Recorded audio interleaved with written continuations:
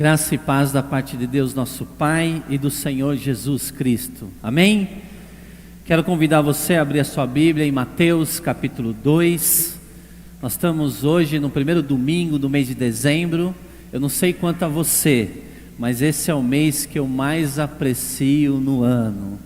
É um mês, não sei, né, talvez pelo meu contexto familiar, onde nasci e me criei numa cidade que é conhecida como a Selva de Concreto, a cidade de São Paulo, onde a terra da garoa, da chuva.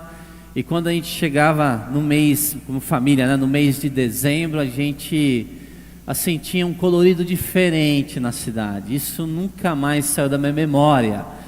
Quando especialmente a minha mãe comprava vários cartões de natais para poder escrever, enviar para os familiares. Você imagine a família do meu pai, 16 irmãos, da minha mãe 11 irmãos, não é fake news não, estou falando a verdade, né? Aí tinha que pegar aqueles cartões, escrever, falando do amor de Jesus Cristo, colocar no envelope, selar, enviar no correio. Era um mês assim onde a família se reunia, decorava a casa, poder assim falar do nome de Jesus. E uma coisa que a minha mãe sempre dava ênfase, né? Era como dos filhos terem assim esse conhecimento através da palavra do Senhor, desse Jesus que interviu na história, esse Jesus que nós servimos nos dias de hoje. Evidentemente que com o passar dos anos, né, a gente vai crescendo, mas uma coisa que sempre me incomodou na época, né, é perceber que muitas distrações acabam ofuscando essa realidade do nascimento do nosso Salvador Jesus Cristo. É lógico que a gente aprecia decorações, né, luzes na cidade, é lindo ver isso, mas não podemos esquecer do aniversariante principal do mês e do ano, onde geralmente no dia 25 de dezembro, tradicionalmente a gente comemora o nascimento do nosso Salvador. É bem possível que ele tenha nascido numa outra data, mas a gente acompanha esse calendário do cristianismo em poder festejar o nascimento do nosso Salvador Jesus. E quando a gente olha na página das Escrituras, a gente percebe que houve reações tão diferentes das pessoas ao lidar com o primeiro Natal. E Mateus capítulo 2, Lucas capítulo 2 também demonstram de forma muito clara que pessoas reagiram bem diferente acerca desse momento onde Deus se resolveu revelar, enviando o ápice da sua revelação, que é Jesus Cristo, o nosso Salvador. Então o Natal é uma época de muito contrastes, é uma época de altruísmo, de generosidade, mas também de muito materialismo. É uma época de alegria, mas também uma época que o índice de pessoas com depressão explode lá em cima. É uma época de reuniões familiares, mas também de muita solidão.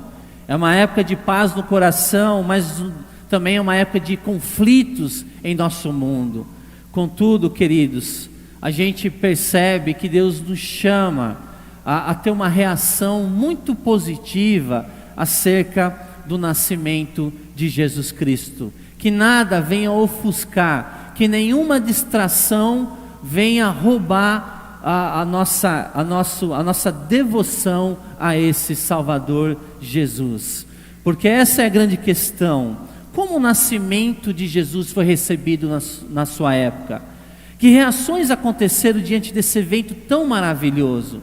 E será que não estamos repetindo constantemente reações tão distintas que aconteceram na época que Jesus nasceu há quase 2000 anos atrás? Vamos abrir a nossa Bíblia em Mateus capítulo 2, versículo de 1 a 12. Vamos colocar de pé e vamos ler esse texto da palavra do Senhor. Amém? Se coloque em pé e vamos ler. Tendo Jesus nascido em Belém do Pará, em Belém da Judéia, amém. Tendo Jesus nascido em Belém da Judéia, em dias do rei Herodes, eis que vieram os magos do Oriente a Jerusalém, e perguntavam: onde está o recém-nascido, rei dos judeus? Porque vimos a sua estrela no Oriente, e viemos para adorá-lo. Tendo ouvido isto, alarmou-se o rei Herodes, e com ele toda Jerusalém. Então, convocando todos os principais sacerdotes e escribas do povo, indagava o rei Herodes, indagava deles onde o Cristo deveria nascer. Em Belém da Judéia, responderam eles, porque assim está escrito por intermédio do profeta: e tu, Belém, terra de Judá, não és de modo algum a menor entre as principais de Judá, porque de ti sairá o guia que há de apacentar a meu povo Israel. Com isto, Herodes, tendo chamado secretamente os magos, inquiriu deles com precisão quando ao tempo em que a estrela aparecera. Enviando-os a Belém, disse-lhes: ide informar-vos cuidadosamente a respeito do menino, e quando o tiverdes encontrado, avisa-me, para eu também ir adorá-lo.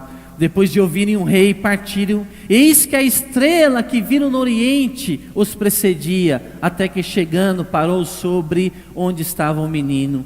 E vendo eles a estrela, alegraram-se com grande e intenso júbilo. Entrando na casa, viram o menino com Maria, sua mãe. Prostrando-se, o adoraram, e abrindo os seus tesouros, entregaram-lhe as suas ofertas, ouro, incenso e mirra, sendo por divina advertência prevenidos em sonho para não voltarem à presença de Herodes, regressaram por outro caminho à sua terra. Deus, nos ajuda a entender, Pai, a Tua palavra. Por favor, manifeste a Tua vontade e o Teu conhecimento entre nós, em Cristo Jesus. Amém. Você pode se assentar, por favor. Então esse é o tema, irmãos, da nossa mensagem: reações distintas ao lidar com o Natal. Como é que as pessoas reagiram a esse primeiro Natal? E aqui nós vamos encontrar nesse texto grupos de pessoas, né? Habitantes de Jerusalém, os sacerdotes e escribas, o próprio monarca, rei Herodes o Grande, os magos do Oriente. Como é que essas pessoas reagiram? E aqui eu quero pegar o primeiro personagem, o líder da região de Israel, o rei de Jerusalém, o rei de Israel naquela época, chamado de Herodes o Grande. Ele foi, na verdade, o mais famoso da dinastia dos Herodes. Aliás, ele é o patriarca dos Herodes, porque na Bíblia, queridos, existem 5 Herodes mencionados na Bíblia, né?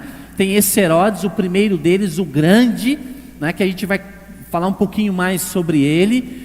Nós temos aí, depois da sua morte, nós temos Herodes Arquelau, que você vai ver em Mateus capítulo 2, versículo 22, quando Jesus, e seu pai e Maria saem do Egito de volta ali para Israel, por divina revelação em sonhos. A Bíblia vai nos informar que foi falado para eles não ficarem na região da Judéia, porque esse segundo Herodes, filho de Herodes o Grande, o Herodes Arquelau, ele era extremamente nocivo, cruel, como foi o seu pai, Herodes o Grande. Porque Herodes o Grande é que vai dar a ordem de matar todas as crianças a partir de até 2 anos de idade. Então nós temos Herodes o Grande, nós temos Herodes Arquelau, que aparece na Bíblia em Mateus 2, 22.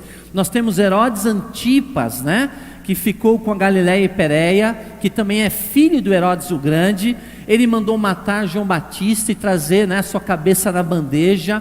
Ele ajudou no julgamento injusto de Jesus, ele e Pilatos, que reconciliaram, eram inimigos, mas no dia do julgamento de Jesus, esse filho de Herodes o Grande, Herodes Antipas, ele escarneceu de Jesus ali, e Jesus chamou ele daquela raposa. Tal era o índole nocivo desse rei Herodes Antipas. E nós temos um quarto Herodes na Bíblia, chamado de Herodes Agripa I. Ele vai aparecer lá em Atos 2, quando ele é rei, ele já é neto de Herodes o Grande, quando ele manda prender o primeiro apóstolo chamado Tiago, e manda passar pelo fio da espada, e Tiago é morto, o primeiro dos apóstolos. Daí ele consegue colocar mãos em Pedro lá em Atos 2, e Pedro vai ter o mesmo destino, mas uma igreja de Jerusalém acordou e começa a orar para Pedro, e de uma forma milagrosa Pedro é liberto da prisão, e esse Herodes Agripa, o neto de Herodes o Grande, está aqui também nas páginas das Escrituras. A Bíblia vai dizer em Atos 2 que ele foi comido por verme, porque ele quis receber glória que só pertence ao Senhor, né? Você vai ver no final de Atos capítulo 12, e nós temos o quinto Herodes aparecendo na Bíblia, Herodes Agripa II, que é bisneto de Herodes o Grande, onde o apóstolo Paulo, em Atos 26, né, evangelizando ele interrompe ali e fala assim: nossa, Paulo, você está quase me convencendo dessas boas novas do Evangelho. Mas aqui, irmãos, acontece então esse primeiro patriarca, né, o Herodes o Grande, que vem, né, que vai descender de outras, que vai, na verdade, beneficiar outros filhos, né, dessa herança aí dos Herodes. Então, na Bíblia, aqui em Mateus capítulo 2, nós temos esse Herodes, conhecido como Grande, foi patriarca de uma família de governantes, controlou conflitos internos na Palestina, recebeu o título de rei da mão de Augusto, famoso Augusto César, imperador de Roma. Ele toma posse no dia 36 a.C., na nossa era, 36 a.C., ele reinou durante 41 anos, até 4 da nossa era, né? Começa então 36, né, antes de Cristo, e vai até 4 da nossa era. Foi um grande construtor, foi ele que ampliou, reformou o templo de Jerusalém, aquela grandeza, aquela suntuosidade, que até os discípulos ficaram deslumbrados, quando eles olham para Jesus, olha o grande templo. Jesus fala para ele: olha, isso aqui não vai ficar pedra sobre pedra quando eu voltar, né? Mas foi um grande construtor, construiu Cesareia Marítima, né? Uma cidade ali, mais ao norte de Israel. Ele construiu anfiteatros, aquedutos, fórum, palácio, a famosa fortaleza de Massado. Se você for para Israel, você vai ver grandes e megas construções realizadas por esse famoso então Herodes o Grande. Ele foi para Israel que Juscelino Kubitschek foi para Brasília, né? Um empreendedor. Mas ele tinha, no caso Herodes o Grande também, ele foi um homem complexo, foi um homem estranho, ele foi um homem que, de certa forma, sincretista, né? Ele praticava a religião judaica, contudo ele promovia a cultura grega, e politicamente ele servia, ele era alinhado a Roma. Foi um homem popular, não só em Israel, mas era conhecido também entre outras nações. Então foi um homem popular, mas também sagaz. Foi um homem brilhante, mas também extremamente cruel. Esse é o relato um pouquinho da vida de Herodes quando Jesus nasce, nesse contexto desse primeiro Natal. A tal ponto que Kenneth Bailey, em seu livro Jesus pela Ótica do Oriente Médio, é um excelente livro da editora Vida Nova, ele vai dizer o seguinte: olha quem é esse Herodes que você acabou de ler em Mateus capítulo 2. Herodes se casou com 10 mulheres. Para eles, os filhos eram considerados rivais políticos, e dois dos seus filhos favoritos foram estrangulados por ordem dele. A sua esposa predileta, Mariane, ele mandou matá-la, bem como Alexandra, a sua sogra. 5 dias antes de sua morte, mandou que suas tropas prendessem milhares de nobres de todo o país. Quando morresse, né, os nobres tinham que ser executados para que houvesse pranto e luto na terra pela sua própria morte. Olha a natureza desse homem Herodes o Grande. O mundo que Jesus nasceu era cruel, e Herodes nada mais era que um homem do seu tempo. No livro O Jesus que eu nunca conheci, de Philip Yancey, ele vai aproveitar esse contexto de Mateus 2, e ele vai fazer o seguinte comentário: parece que Deus preparou as circunstâncias mais humilhantes possíveis para a entrada de Jesus em nosso mundo, como se fosse para evitar qualquer acusação de favoritismo. Fico impressionado pelo fato de que o Filho de Deus, ao se tornar ser humano, jogou de acordo com as regras severas da época. O clima político no tempo do nascimento de Jesus parecia o da Rússia na década de 30, sob o governo de Stalin. Os cidadãos não podiam reunir-se publicamente, havia espiões por toda parte, mal passava um dia, aliás, sem várias execuções. Olha, esse é o contexto onde Jesus envia o seu Filho amado, Jesus Cristo, nesse mundo. Deus não fez aqui, não é? Deus não tem aquele jeitinho brasileiro de favorecer, né, aquelas pessoas do círculo de amizade. Ele envia o seu Filho Jesus num momento de bastante oposição e hostilidade. E aqui nós temos então em cena, nesse primeiro Natal, Herodes, o grande Herodes, onde de certa forma, né, como Simeão vai profetizar, lá em Lucas capítulo 2, se você abra lá a sua Bíblia, em Lucas capítulo 2, versículo 34 e 35. Porque Jesus, quando ele nasce, né, desde o seu nascimento, há um levante de todo o principado, potestade, das nações, do mundo, da carne, para destruir, desde o nascedouro, a vinda de Jesus Cristo. Em Lucas capítulo 2, versículo 34, vai dizer o seguinte: e Simeão os abençoou, quando Jesus então é apresentado no templo, com 40 dias de idade. E Simeão os abençoou e disse a Maria, mãe de Jesus: este menino está destinado a causar a queda e o soerguimento de muitos em Israel, e ser um sinal de contradição, de modo que o pensamento de muitos corações será revelado. Ou seja, Jesus revela o pior e o melhor da natureza humana. Por isso que ele é amado ou odiado. Porque quando ele veio, né, nesse sentido que ele veio para transformar uns e transtornar a outros. Porque a pessoa de Jesus, desde o seu nascimento, incomoda. Desde o seu nascimento, incomoda. Então, irmãos, o que a pessoa faz com Jesus revela mais sobre ela do que sobre ele. E aqui está então o início do ministério de Jesus, o seu nascimento, revelando um aspecto nocivo de um rei que poderia se dobrar diante dos reis e Senhor dos senhores, o nosso Salvador Jesus Cristo. E Herodes, no primeiro Natal, ele enxerga Jesus justamente isso, como uma ameaça. E dessa forma ele começa a agir com hostilidade diante do nosso Salvador. E muitos de nós temos um pouco de Herodes na nossa natureza. Nós temos um pouquinho de Herodes em nossa natureza. Muitas vezes enxergamos Jesus como um incômodo, como um estraga prazer. Muitos outros o veem como uma verdadeira ameaça.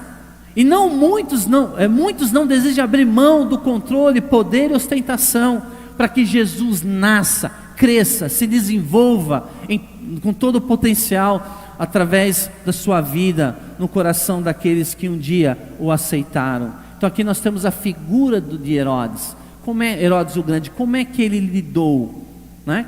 Reações diante do primeiro Natal. Ele reagiu com ameaças, com hostilidade.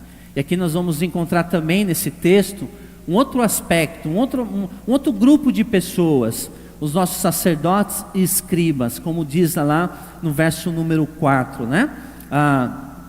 Da sua Bíblia, em Mateus capítulo 2. Nós temos aqui os sacerdotes e escribas, que eram mestres da lei. Os sacerdotes, no caso, controlavam o templo e a política lá em Israel. O sinédrio era controlado por essas pessoas. Os escribas eram copistas e intérpretes da lei. A maioria dos escribas, na verdade, faziam parte do grupo dos fariseus. Então veja bem, eram pessoas geralmente ricas e de influência na sociedade, viviam para preservar e promover a religião. E quando os magos chegam em Jerusalém, eles estão procurando, nasceu, onde está o rei, né? O rei dos judeus, o rei de Israel, Jesus Cristo. E aí começa aquele ambiente, né? De conturbado ali em Israel. E a Bíblia vai dizer lá no verso 4, então, convocando todos os principais sacerdotes e escribas do povo, indagava deles onde o Cristo deveria nascer. Evidentemente que Herodes, ele não queria um concorrente, de forma alguma, né? E pela sua natureza maligna, nesse contexto, porque Jerusalém ficou bastante assim, preocupada com essa notícia. Eles tinham noção clara na mente que o rei, né, a sua paranoia, ia mais uma vez intensificar todo tipo de perseguição e totalitarismo. Então assim, esse rei, ele deseja saber quem é esse candidato a ser o futuro rei de Israel. Ele vai, procura então os escribas e fariseus, o melhor da nação de Israel, e esses homens, a Bíblia vai nos mostrar que eles, através do estudo do Antigo Testamento, vai lá para Miqueias 5:2, uma profecia de séculos e séculos atrás. Aliás, né, domingo que vem é o dia da Bíblia. Irmãos, são centenas e centenas de profecias no Antigo Testamento que culminam na pessoa de Jesus Cristo. E aqui é mais uma dessas profecias, Miqueias 5:2, onde é muito claro, o texto vai nos informar que Jesus deveria nascer numa cidade empoeirada, numa cidade simples aos olhos do povo, mas com certeza não é uma cidade que passou despercebida aos olhos de Deus, a cidade de Belém.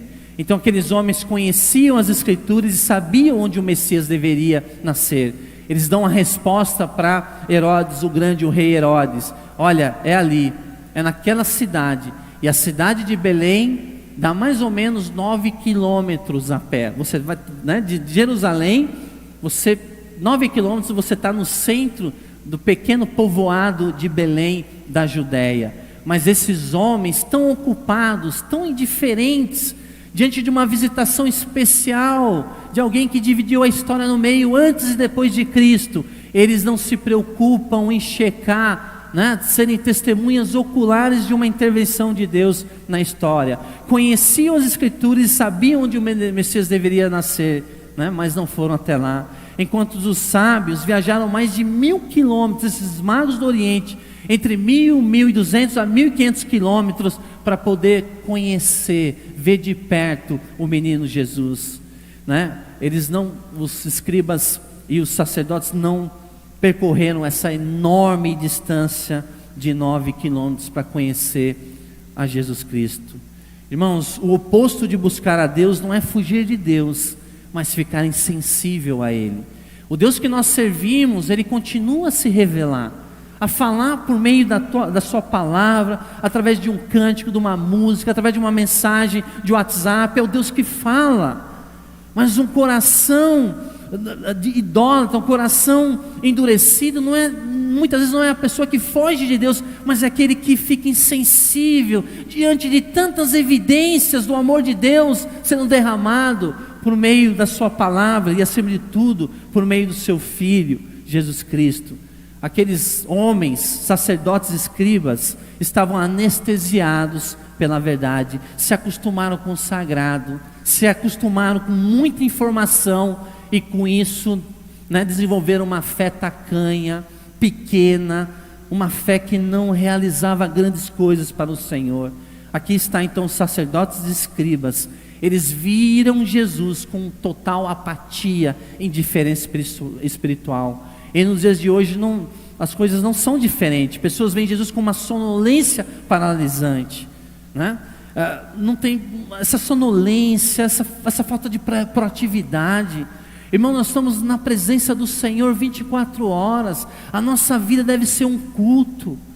Quando nós adentramos na casa do Senhor, nós precisamos entender: Deus, obrigado pelo privilégio de estar aqui na Tua presença e poder ser ministrado e poder também cultuar uma celebração ao Senhor. Mas muitas pessoas veem Jesus com uma sonolência paralisante.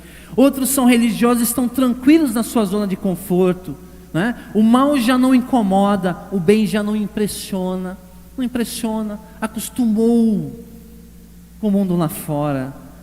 E nós vamos ver que isso atingiu em cheio esses sacerdotes e escribas. Enxergaram Jesus com uma apatia, com uma indiferença terrível. Então nós vamos ver, né, como as pessoas, reações distintas ao lidar com o Natal a partir de Mateus. Herodes viu Jesus, né, com hostilidade. Nós vamos ver os escribas e fariseus aqui, né, escribas e sacerdotes enxergaram Jesus com indiferença. E aqui nós vamos encontrar um terceiro grupo, os magos do Oriente. Ah, como eles agiram de forma diferente, né?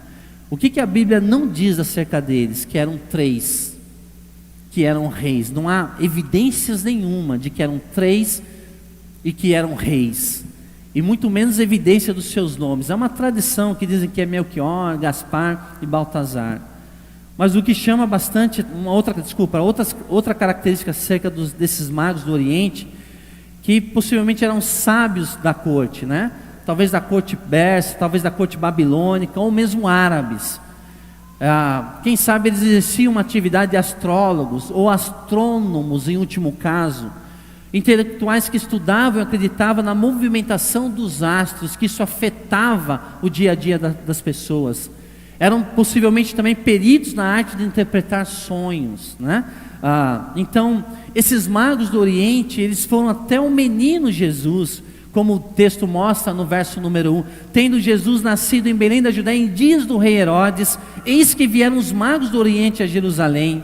Os magos seguiram uma trilha de migalhas por mais de 1000 quilômetros até Belém, né? Para poder conhecer acerca do Salvador Jesus Cristo. É interessante, irmãos, porque a gente vai ver que essa estrela que aparecera, ela não apareceu para prever o nascimento de Jesus.